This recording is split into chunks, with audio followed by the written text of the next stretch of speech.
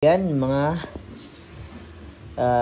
ka-DIY, mga ka-builders. So no, dahil lumabas na po ang ating bagong bill ng 50, 100, tsaka 500. Yan.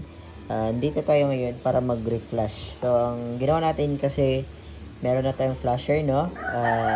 Meron tayo dito TV 70 at saka TP70. Ito yung itsura natin sa TP70, no? Kung yan, kung i-check nyo, TP70, and then ito lang po yung itsura ng ating TB74. So dahil nag-reflash tayo, dahil hindi consistent yung reading ng ating 1,000 na bill kahapon, na nag-ship ako ng 8 units ng including. So nangyari, ni-reflash ko siya. So ayan, ni-reflash ko siya. So ganyan yung nangyari. At yun nga, okay na yung reading natin. Ayan, titest natin ngayon. So, bakit ba yung bill minsan hindi nagre-read ng maayos? Kasi ito po ay roller. At saka, kumbaga, may times talaga na mamili na. Dahil, sa kakaruling niya, yung mga alikabok nasa ilalim, minsan kailangan din ng cleaning. So, ayan.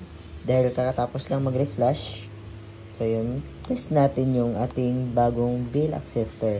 Ano bang, kumbaga,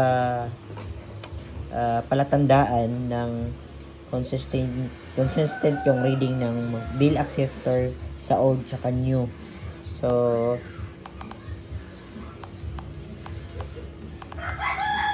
malalaman po kasi yan pag ang iyong bill acceptor, pag naghuhulog kayo, ganyan po yung reading niya. Yung paiba-iba talaga yung kulay.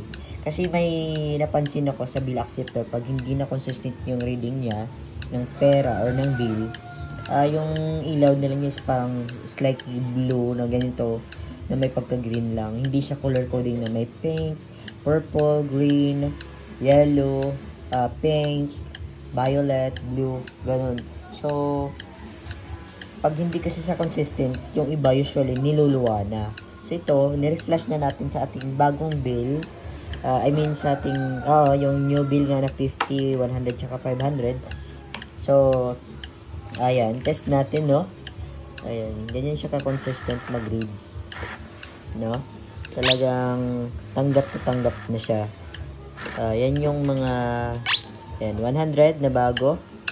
Ayan, ganun ka-consistent yung ating bill acceptor pag nire-reflash na, no? So, ayan, kung gusto nyo magpa-reflash sa atin, pwede naman, may charge nga lang. Pag hindi customer ng SG Machines, ang SG Machine is free yung reflash. Sagot lang ni client yung shipping punta dito at send back sa inyo after natin mag-reflashing. So, syempre, tinetest namin yan bago pinapadala. Libre na din yung test, no? Wala pong babayaran. Basta client lang ng SG Machine. So, kung makikita nyo, ayan yung reading niya. Sobrang consistent na. Pati yung bagong 1,000. Kasi kahapon, kaya yung apat na yan, nire-reflash ko ngayon. Hinintay ko talaga yung flasher. Kasi hindi agad nagre-read ng 1,000. So, ngayon, kahit baliktarin ko, ayaw talaga. So, ngayon, nag-reflash na siya. Ayan nga, nag-consistent yung reading ng 1,000. Baliktarin lang minsan. Kasi yung, kumbaga yung pag-reading kasi nito, ng firmware nila is talagang kailangan baliktarin. Dahil yun nga, pera to may mga, kumbaga may mga coding. So, kailangan talagang baliktarin pag magpapareading ka. So, ayun. Ulitin natin mag-read ng 100. Ayan. So, magiging 3,500 na 70. Okay. So, dati kasi, ang 1,000, ang 50, 100, tsaka 500 is 1,000 yung reading niya. Kaya, ngayon, nagkagulo. So, ini-off muna yung 1,000. So, 500 yun, magiging 4,070. So, tama na siya. Ito naman is 1,000. So, yun nga, consistent na, diba?